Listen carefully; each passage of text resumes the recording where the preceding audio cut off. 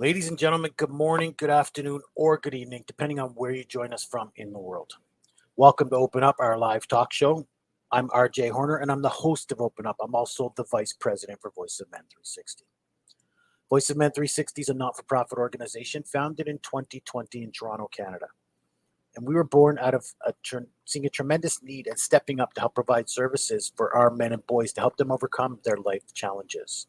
We're part of International Men's Day, and International Men's Day has been serving for over 21 years so far and is now represented in 90 countries around the world. I, IMD follows 6 pillars, which represent the overall well being of men and boys, and we follow in those same footsteps here in Voice of Men 360. Why is Open Up so important? Because men are not willing to open up our hearts and share our matters with people. When we keep these matters within ourselves, they can create emotional challenges or ill health effects that we're trying to reduce and help change here. So that's why we want to create an open space and allow individuals to share their life journey through our platform. We aim to create awareness about the life challenges and the struggles that our men and boys have to go through in their lives. There are no limitations with gender, age, nationality, or ethnic groups. With sharing your life journey, all walks of life are invited to participate. Our goal is to make a positive impact on someone's life through this program. Open Up is on Wednesdays at 6 p.m. and Sundays at 10 a.m. Eastern Time. We bring individuals each week to let them share their life journey with you. Before I introduce our guest today, I'd like to remind you that Voice of Men 360's mission is always delivered with good faith towards peaceful harmony. The views and opinions expressed in today's episode are those of our speakers and do not necessarily represent Voice of Men 360. Our organization engages in discussion forums to offer awareness and inspiration to raise awareness for the issues of men who wish to overcome their life challenges. We're not providing medical or therapeutic advice. Should you require that type of assistance, we recommend you contact a medical professional immediately. If questions or concerns come up, please contact us at about Voice of Men 360's content or today's episode. Please contact us. Email info@voiceofmen360.org. Our guest today is Danny Liu. Danny's been practicing law for the last 14 years.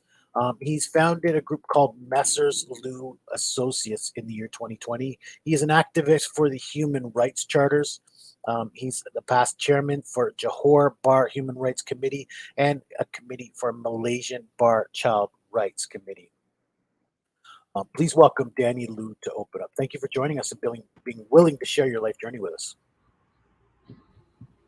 Hello. Hi, RJ. Thank you for hosting.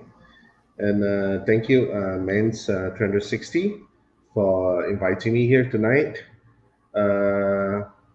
Yeah, in Malaysia, we are 10 p.m. now. So morning or evening to everyone. Yeah. So, yeah. Probably I would like to just a brief introduction of myself. Sure. I'm Danny. Yeah, I'm a practicing lawyer in Johor Bahru for the past 14 years. Thanks, RJ, for the introductions. And currently, I'm the president for Befriender Johor Bahru. And I'm actively involved in human rights activities in Johor Bahru. Yeah. Wonderful. That's great. That's great journey that you've come on. But in the beginning, we're going to take you back. Tell us Mhm, about the young child or the youth, Danny, who maybe mhm. decided he was going to get involved in human rights. Where did that come from, that passion? All right. I remember, as I can recall, as early as I'm age of 4. Yeah, myself, I'm born in Penang. It was a life challenge to me. Yeah, because at the point of time, uh, yeah, our family, we have this financial challenging. Yeah, and life is not easy. Yeah, I think at the point of time, both parents are required to work. So my at one time my grandma take care of me, and then after that it was my auntie, the sister of my mom. So at one time I was separated from my family because my school, my preschool is nearer to my auntie's house. So I've been there. I'm staying for them about 2 years, And of course, the main challenges for me is I having this delay in my speech. Yeah. So of course, being this challenge, there's a lot of my friend, my schoolmates, even though my teacher that actually makes me a laughing stock. You see, so I was thinking that, yeah, I mean, one life, I would, be make a jokes by others, and it actually uh, it made me at one time I was thinking, why, I was thinking, yeah, I didn't want to go to school as I'm not enjoying, because people just make fun. And yeah, I mean, that's one of the my early years, my challenge I can recall until and when I met up with my teacher. I remember by the name of Mr. Chia. Yeah. So he's the one who actually encouraged me to join debates. Yeah. At one time, I was thinking, yeah, is it a jokes, for a boy that who can't speak well, can't speak properly, how he can, to be in the debates team? It was some crazy idea, but it works anyway because of the determinations, because of the interests. Yeah, my fellow mates, they will prepare themselves for the debate competitions. I start off at first by watching them, and it become an interest, and I practice almost daily. Yeah, almost daily at home or at school, and I managed to pick up the skills, and eventually I actually recovered. Yeah, I recovered from my speech delay and this stage fright, and I overcome that issue. Yeah, at that point of time is actually is a totally turned over for me. Yeah, it's a brand new life for me. I enjoy going to school. I enjoy talking to people. I enjoy to lead. Yeah, some of the groups, some of the activities. Yeah, so it been something that I always I feel that I'm blessed, and I actually own it to a lot of people who actually give me this opportunity. Yeah, that's actually brought me up where I am today. The journey of what do you call the journey of challenging, a journey that now that I can contribute back to the society, and I'm enjoying doing that. Yeah. Yeah, wonderful. No, thank you. I love that you mentioned the influence of your teacher who took it upon himself to influence you and change your life for the better. That's exactly what we look for here, those influences. One of the Mhm. special influences we talk about is the father-son relationship. Maybe tell us about your father at that time. What was the relationship like? How was life like? All right. My dad is somebody that I actually respected. Yeah. I mean, even though until now I'm at 38 with two young daughter. Why reason being he's my role model. Uh, he worked very hard for his career, and he's a very responsible father and husband, I might say. And why being my role model is when I was a kid, whenever I saw him, he's in his attire, office attire, with long sleeve pants, and sometimes he went for a meeting with the blazer on. I mean, there's some things that I'm looking upon. You see, I feel that with this attire I will look good. Yeah, but of course that's one part of it. Yeah, the more important thing is I mean his journey. Yeah, because my relationship, maybe at that point of time we don't talk much, but my observation. Yeah, I used to follow him around to send parcels, documents, because my dad works in a courier company. Sometimes they are not enough employees, so he have no choice to deliver himself. That's the sense of responsibility I actually learned from him. and I've been following him around, observing, how he communicate with clients, how he treat his clients so well. Yeah, I mean, that's some of the quality that actually I pick it up from small. And also, I have an interest in employment law because of my dad. He reads a lot in employment law, human resource per se. And actually, by when I was in my primary school, I have managed to pick up that skill. Yeah, because some of the materials that he ran for trainings, actually, in fact, I got those materials, and I love to read because at the particular of time I don't talk much, yeah, in reality, so I read a lot. Yeah, I spend a lot of time reading. So my dad has been my somebody that he actually influenced in my life. Yeah. Absolutely. Thank you for that. I love that you learned by example, by watching, and you picked up his natural work ethic. That's something that certainly proved valuable to us in later life, right? So then you went on to become a lawyer yourself. Like you got into this human rights involvement yourself. Mhm. Tell us a little bit more about what your work has been like in that area. Yeah. All right. I actually start off doing conveyancing. I learned from my master. Uh, Her name is Misia, if I recall. After that, I joined another firm by the name of my boss, Chris. So I'm actually, I actually learn all throughout this journey. I learned through observation.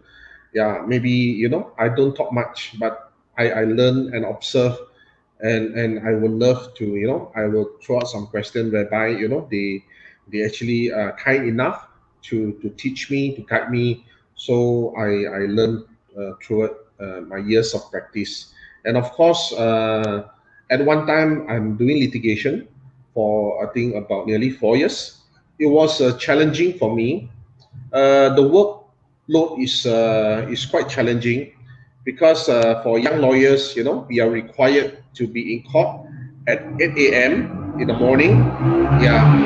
So in the court at 8 a.m. morning, and then we need to get all those documents sorted out to make sure that these documents in which court, because we got a few courtrooms to run. And when we back office is a little bit late at noon. It's around 2 3 p.m. So this is when we need to start preparing our documents, our affidavits, our submissions, and yeah, it's quite taxing, you see. But of course, being that I enjoy my practice, yeah, so I learn a lot, and of course, my boss give me a lot of flexibility in my work. And I mean, that's my some of my earlier career. And of course, after this, after that few years path, actually I joined a developer as their legal advisor. I mean, this is a journey where I'm get more into a business exposure. Yeah, as a PA to a successful businessman. So I actually learned a lot from him, and he's willing to to guide me. And yeah, so with these all these skills, now actually I'm a corporate lawyer. So whereby I can use all these skills in my career. So I can offer good advice to my client, but of course not neglect the law. Yeah. So this is some of my past journey. Yeah, in my working career. Yeah. No, thank you for that. I love that you keep mentioning how you learned from these guys. You were guided by these mentors, and that is a big part of what we talk about here. The male to male relationship, especially, Mhm. but of course, learning from those who have been where we want to go is a good key to getting to where you want to go. Right. So Mhm. um, Then, is this true? You have you're part of an organization called Befrienders. Tell us a little bit more Mhm. about that. All right. Befriended Johor Bahru, in fact, we are 14 years in Johor Bahru. And of course, if you talk about Befriended Malaysia, we have been around in Malaysia for over 52 years, if I can recall. And yeah, Befriender in Johor Bahru, we actually start off with a few pioneers. Uh, uh, One of them is Ivy, yeah, Sam, Lee Jin. Yeah, I wish I can name a few. They are our pioneers, which are the thing that, yeah, that particular of time is necessary to have an NGO to offer emotional support, yeah, to the public. Yeah. Right now, in fact we have 65 active members, and there will be an incoming of 14 of them, our new probationary volunteer. Yeah, in our Befriender, and in Befriender we offer uh, emotional support. Yeah, emotional well-being support, whereby through one-to-one calls, and we have WhatsApp service, we have emailing. Yeah. During this MCO in Malaysia for the first phase, we actually received around 700 over calls to our center, Befriender Johor Bahru alone. And the data shows that, the number have increased almost 60% prior to this MCO, and surprisingly, according to our data, most of our callers are male. All right, it's a ratio of 60-40. You see, I mean, we look at the data and we study, and we of the opinion that, for our female counterpart, probably is much easy, for them to pour out, to ventilate, yeah, their feeling to their friends, or their relative. Yeah, whereas for the another side, as a man, sometimes because of maybe our how we bring up ourselves, or our ego, it's quite difficult, for us to pour our problems, or to share our problems with our friends. You see, yeah, I mean, it's a challenge. Yeah, so it is not easy. So probably because of one of that reason, they choose to call helplines such as Befriender, whereby we are anonymous, because we uphold this 3A and 1C. The first A is anonymous. They doesn't know who we are, and we doesn't know who they are. Yeah. So number two, we accept every call as a new call, without judgmental. Yeah, the wording is very important, without judgmental, because we do have some callers who uh, call us, and on a reputation basis, and on a frequent basis. But as a Befriender volunteer, we treat every calls as a new calls. We do listen to them. Yeah, I mean, it's a way for them to ventilate. Yeah. And number three, during our volunteer, what do you call, the hours, our time, we are available for them.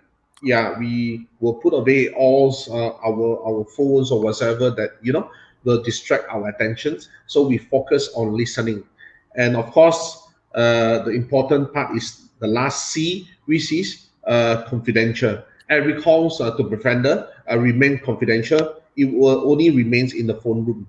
Yeah. So we have running this service for the past 14 years, and of course, during MCO, it was a challenge. Yeah.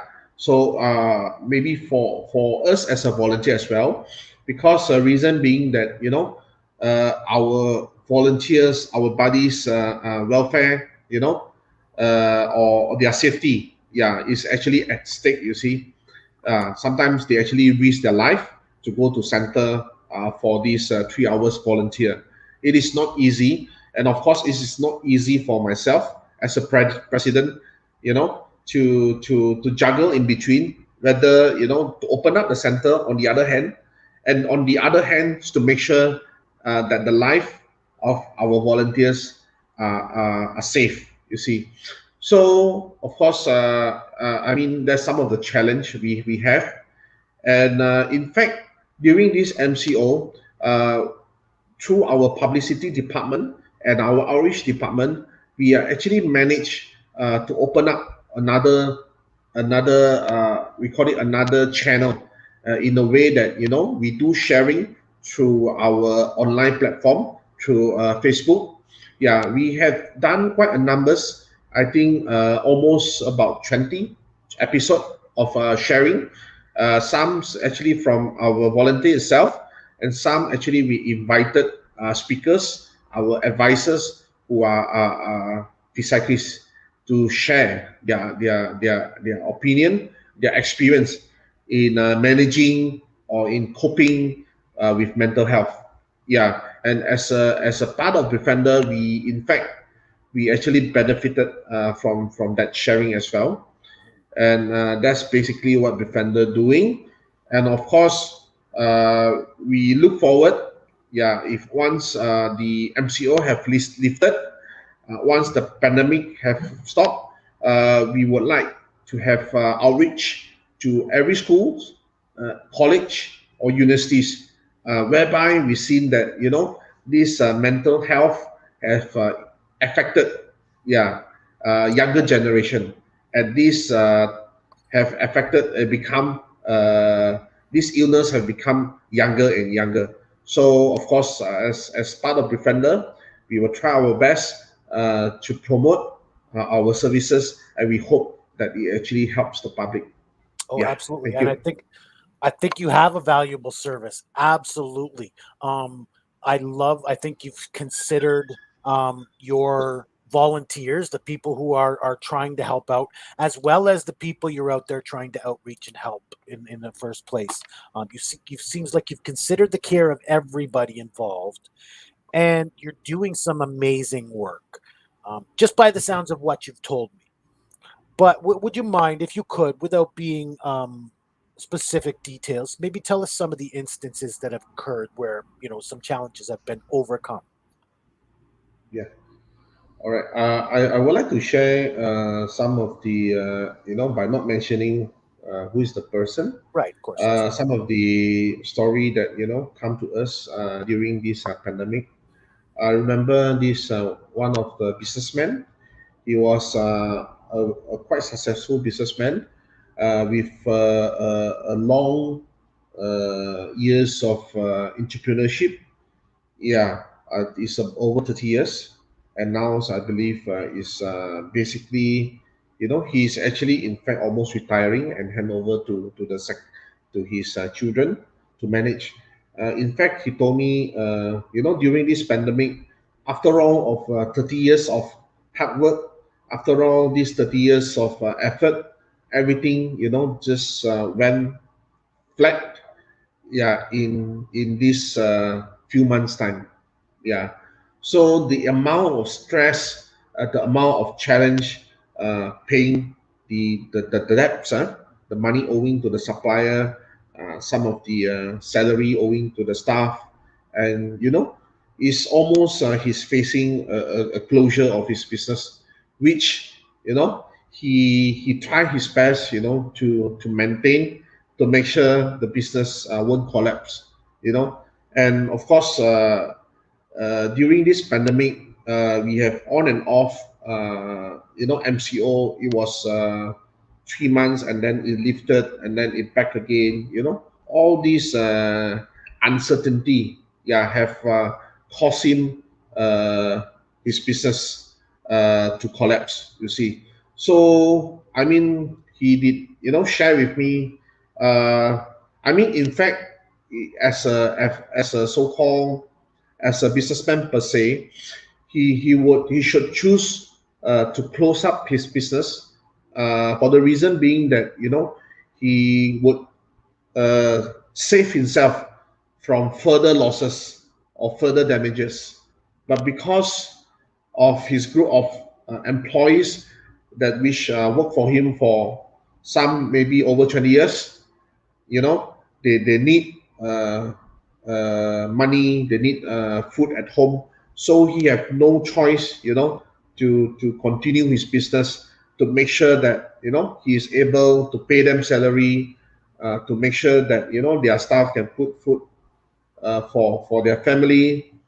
Yeah, I mean, there's a lot of various reason why he's still persistent, to keep his business alive, even though there's a lot of challengings, a lot of loan from the bank, yeah, loan from his friend, you know. So at one time, it is not easy, but I believe, yeah, as I hear from him, I listen from him, his stories. I believe that after this pandemic, yeah, he will be a much successful businessman. So I believe in his children as well. Yeah, because in life, these challenges will only bring us to a higher level. These challenges will only prepare us to be stronger. Yeah, during this MCO. Absolutely. Yeah, I mean, to all the public out there who face these challenges and these difficulties during this pandemic, I would always tell them to always stay strong, and of course, whatever uh, pandemic or whatever disaster, yeah, it will leave us one day, and the journey is not easy. Yeah, the journey is not easy. It's full of obstacles and is full of uncertainty. But just bear with it and overcome it. Yeah, it will make us a stronger person. Yeah, thank you. Absolutely. Danny, thank you. Thank you for everything you've given us today. And thank you for the work you do. Excuse me. Thank you. Somebody's posted up there today through this broadcast, Befrienders Facebook group and their phone number. I hope they can repost it again while end the show, because that's some valuable information. And I hope your outreach really expands, because it sounds like you've gotten this program fine tuned. Thank you for that program and the work you do for our men and boys. Thank you. So thank you for joining us and being willing to share your life journey with us. I appreciate your courage and willingness to help others share their life struggles and challenges. So a few announcements. As many Canadians know, our Indigenous communities are in big crisis now, and they need our help and support. Voice of Men 360 is stepping up and started a donation drive for Indigenous families. If you have any items to donate, used clothing, dry food items, or other items, please let us know. We're working to collect them. Please call us at one of these phone numbers: 416 356 7414. Once again, that's 356 7414 in the 416 area code. Or our phone number at 437 889 8329. Once again, 437 889 8329. Or email us info@voiceofmen360.org, or contact us through Facebook Messenger. We're working to collect those items for our Indigenous community. Please support and help us grow our membership. We're looking to expand, more than double our membership, more than double the message by November 19th. That's International Men's Day. We're looking to gain up to 5,000 members. We want to expand this message in our over 1 year of term through Voice of Men 360. So we have several live shows. The first you've just participated in is Open Up, where we share people's life's journeys with you. That's a live talk show, takes place Wednesdays at 6 p.m. and Sundays at 10 a.m. Eastern Time. We also have Vili. That's a Tamil language live talk show. Vili means I. And you can join us for that show Sundays at 8 a.m. Eastern Time. We also host a monthly webinar the first Saturday of every month. Join us for that at 10:30 Eastern Time, where the topic is, where we bring expertise and organizations to discuss a particular topic. We also have a special show called The Unspoken Tears. Takes place the second Saturday of every month from 10 a.m. to 11 a.m. Eastern Time. The topic of that is domestic violence against men, bullying, male sexual abuse, trauma, and human trafficking. Yes, these topics do exist, and we discuss them here. We also co-host a show with the All Bengal Men's Forum. This is called the South Asian Men's Show. And again, the topic is issues facing South Asian men's show. This is the third Sunday of every month from 11:30 to 12:30 p.m. Eastern Time. The next one is violence against men in Nepal. So please join us for that discussion. And then we turn all of our content into podcast episodes. So please look for us on all of your favorite platforms, Apple, iTunes, Google Play, Spotify, and more. And then we have support groups here. The first one is a monthly men's group. This one is for men only by men.